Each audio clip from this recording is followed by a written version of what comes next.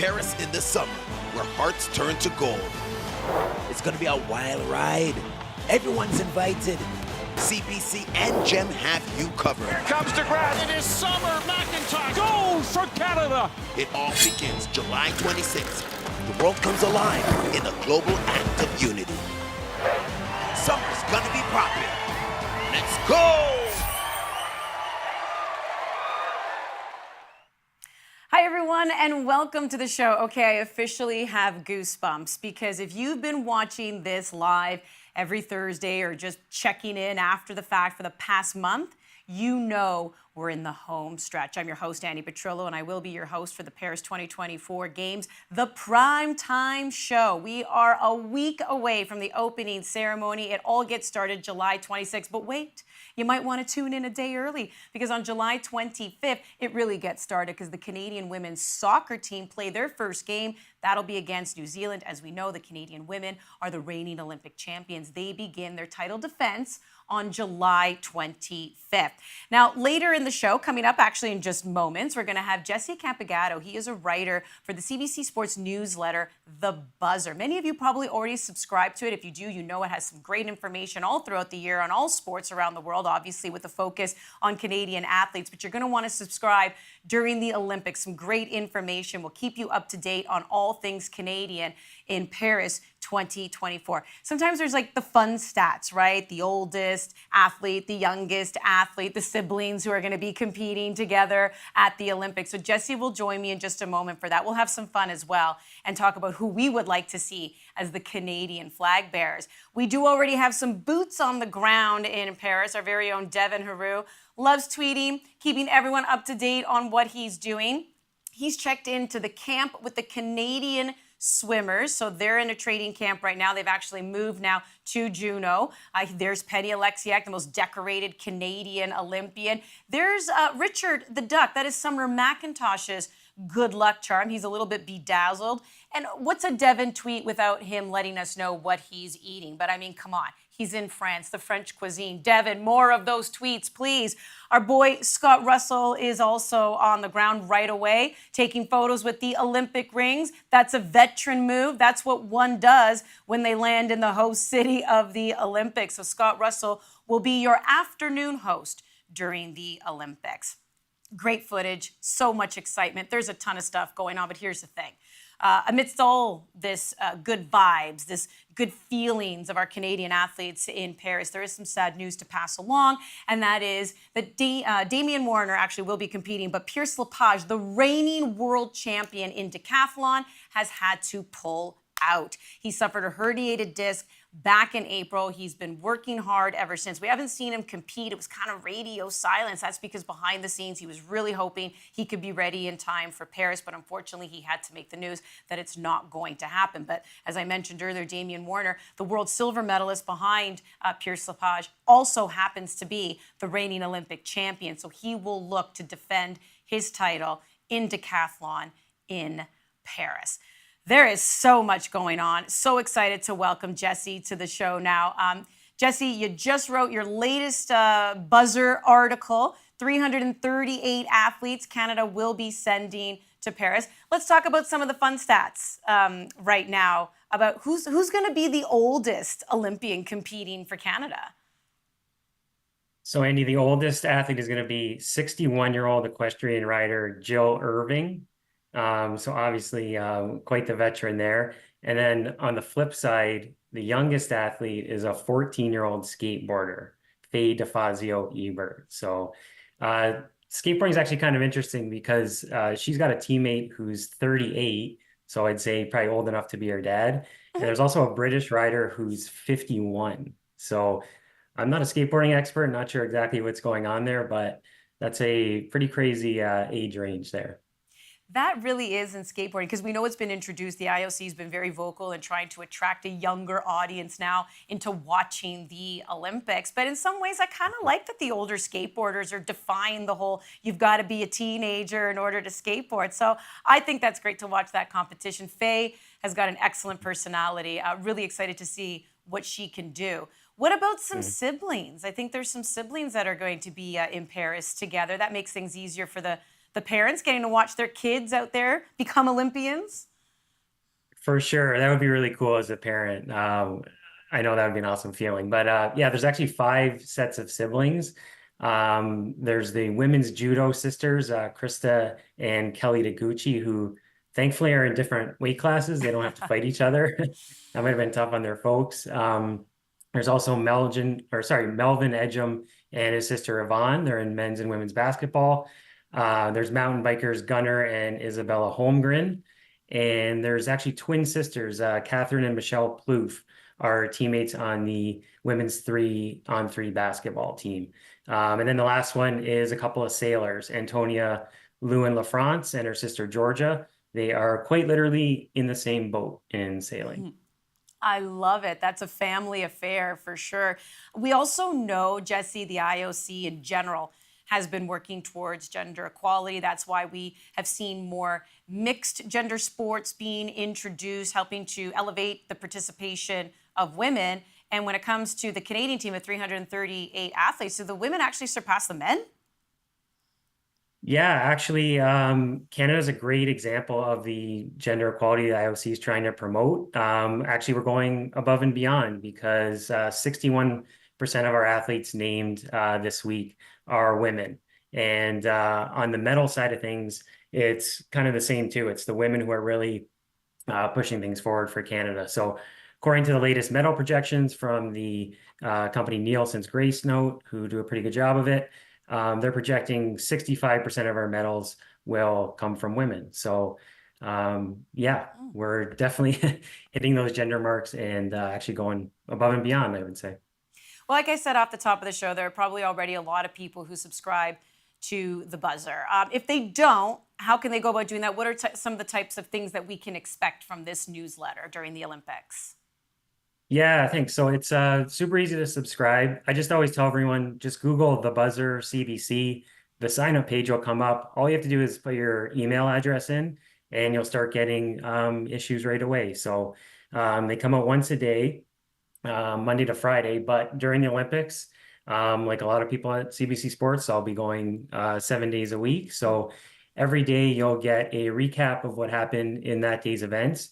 And then I think probably the best product that I offer is during the Olympics is a viewing guide. So along with that recap, you'll get a guide to who, what, and most importantly, when exactly to watch on the day coming up. So if you love the Olympics, but you don't really know a lot about them, this will really guide you through and point you in the right direction every day.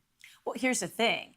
Even if you do know about the Olympics, like I'm pointing out myself right now, your guide has come in handy. Do you know how many times I wake up in the morning, I'm like, what's happening today? Or who's playing at what time? Or what's happening at what? That guide has been a lifesaver, Jesse. I will tell you that right now. So that is crucial for anybody out there as well who wants to keep track of what's going on, especially when there's a time difference too. It's just, it helps. So I'm assuming, would you be putting those in Canadian times, right? Yeah, I usually Eastern, just do Pacific. Eastern time. Yeah. No disrespect to people in the other time zones, but Eastern's, kind of the standard. So Yeah. I do convert it to Eastern. So a lot of people ask me, oh, what time zone's France? You don't have to worry about it. I'll give it to you in Eastern, make things easy. There we go. People should be expecting to wake up awfully early during these games for sure. Anything else stand out to you? I mean, we've touched on some of the fun stuff as well. Those are some of the stats we always like to hear. Again, oldest, youngest, and any quirky things. But out of the 338, did anything else stand out to you? Well, the one thing I wanted to mention was a lot of people ask me, oh, I can't wait to see Penny Oleksiak swim. And I think this is one thing that maybe some people don't know about is she actually didn't qualify for any individual events at this Olympics. So she'll still be in a couple relays. So she'll still get a chance to add to her Canadian record medal total. But our biggest star at the Olympics is still going to be a teenage swimmer, kind of like how Penny was in 2016. It's Summer McIntosh. Right now, she's favored to win a couple of gold medals, and she's favored to medal in her other 2 individual events. And she could be in up to 4 relays. So if everyone remembers, Penny became a big star in 2016 when she won 4 medals as a 16-year-old. I would bet that Summer will probably surpass that. So she's kind of the one athlete I would tell everyone to really keep an eye on. She's going to be probably Canada's biggest star, and I'd say even one of the biggest international stars at the Olympics. She really is. There's a reason why we've been calling it the summer of summer. Some people might think, what do you mean it's the summer of summer? Of course it's summer. No, we mean Summer McIntosh because that is her name. So yes, a lot of eyes will be on her. So that leads me into, let's have a little bit of fun here, right? Because realistically, Jesse, Summer McIntosh would probably not be a flag bearer for Canada, just given that swimming starts the next day. And I believe one of her 400-meter, free, I think starts the next day, the heats. So there's a lot of competition that prevents athletes from even attending opening ceremony. As I mentioned, the Canadian women's soccer team, they actually get things started on July 25th. A lot of the soccer players always say that they've never been to an opening ceremony just because their competition already starts. So even if you're thinking of a soccer player, there's probably a good chance, that they're not going to be a flag bearer. Now, we know that next week, Wednesday, 10 a.m., they're going to announce who the flag bearers will be. And starting in Tokyo, they have made the announcement of a man and a woman walking in together. Again, part of gender equality. We know the IOC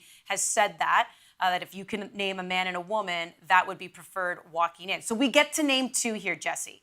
But despite what I just said, scheduling aside, forget about all the restrictions that could be in place here, and this is why we can't choose this either, whatever. Clean slate. Who do you have as your flag bearers for Canada? Yeah, and I think that's the right way to do it because, like you said, it becomes an exercise in like scheduling and logistics, and who wants to do that, right? This is more fun. So I have to do two, eh? That's it's tough. There's a lot of great candidates. I have to go with Summer. I kind of made her case a minute ago. She's going to be the biggest star of the game, so why not kick things off with her carrying the flag? My only hesitancy with her is that she's going to win a boatload of medals, and you might want to save her for the closing ceremony to kind of celebrate that. So she's great. For the man, I'm going to go with Andre DeGrasse. He's probably my personal favorite male athlete at the Olympics, and he's got 6 medals. So if you want to talk about clutch athletes, there's really no one better than Andre. He's been in 6 events in the Olympics in his career, and he's won a medal in all 6. So he's 1 medal behind Penny right now for the all-time Canadian record. And he's got a chance to either match her, who knows, maybe even surpass her because he's going to be in the 100, the 200, and the 4x100 in Paris. So, but he's also getting a little older. So there's no guarantee he'll keep that streak going. So I say, you know what? Let's take our chance to honor him right off the bat in the opening ceremony. So yeah, I'll go with those two. We're on the same wavelength, although my swimmer's different. I would probably go with Penny Oleksiak because these are probably her final games too. She is Canada's most decorated Olympian with her 7 medals. I think that would be really special to have her walk in carrying that flag in the opening ceremony. And then I agree with you when it comes to Andre DeGrasse, because right now he is the most decorated Canadian male athlete at a Summer Olympics. He has the opportunity to tie her, perhaps surpass her. These could be his final games too. So there's a little bit kind of a respect and honor and sort of like a sending off, like you're going to carry the flag in because we know what you've done for the country and how special, and these could possibly be your final ones. Not that I'm trying to retire them early or anything like that, because with sports science, careers have been extended for sure. But if I'm taking an educated guess, but here's another duo that I'll throw your way, because if Canada wants to make an impact, and I think in many ways just scare the you-know-what's out of people, why don't we have our 2 reigning world champions in hammer throw? Cameron Rogers and Ethan Kasperek. Flex those muscles, hold that flag up high, and just be like, we are not a country to be messed with. That I'm kind of okay with. I mean, they're both in athletics. So again, I think that's a little pie in the sky. I know they like to spread the wealth a little bit. But could you imagine if you had those 2 walking in? It's like, everyone move out the way. We are a powerhouse nation. I like that idea too. Yeah, I love that. I'm kind of kicking myself, to be honest, for not thinking of that. That's great because they're both reigning world champions. You've got a man, you've got a woman. They look great. They're big, they're strong. They're going to scare everyone. They're going to look great carrying the flag. And yeah, like the physical part of carrying it would absolutely not be a problem for those 2. So I like it. Yeah. See, take the flag, and they'd be so good at just, in hammer throw, that's what they got to do. They can wave that flag like nobody's business. I like it. But here's the thing. We had a little bit of fun. You at home can have some fun with it too. We will know for sure the day before the opening ceremony at 10 a.m. They're going to be announcing the Flagbearers for Canada. Very exciting. Jesse, appreciate you taking the time.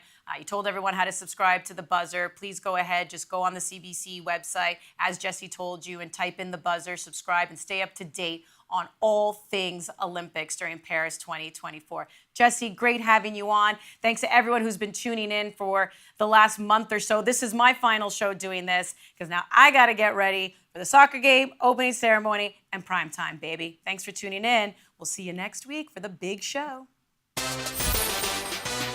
Paris in the summer, where hearts turn to gold. It's gonna be a wild ride. Everyone's invited from the city of light, the city of love. Catchberg lets it fly. Goal for Maggie McNeil. And CBC and Gem have you covered. Coast to coast to coast, to the hot Paris sun. The world comes alive in a global act of unity. Julia Grosso to win it for Canada! Canada gold! Nobody will catch him today. Cameron Rogers, the world champion. It all begins July 26th. This is a performance for the history books. Find the light and you'll feel the love. Be the love and you'll see the light. Here comes DeGrasse, accelerating. Goal for Canada. It is Summer McIntosh. Summer's gonna be popping. Let's go!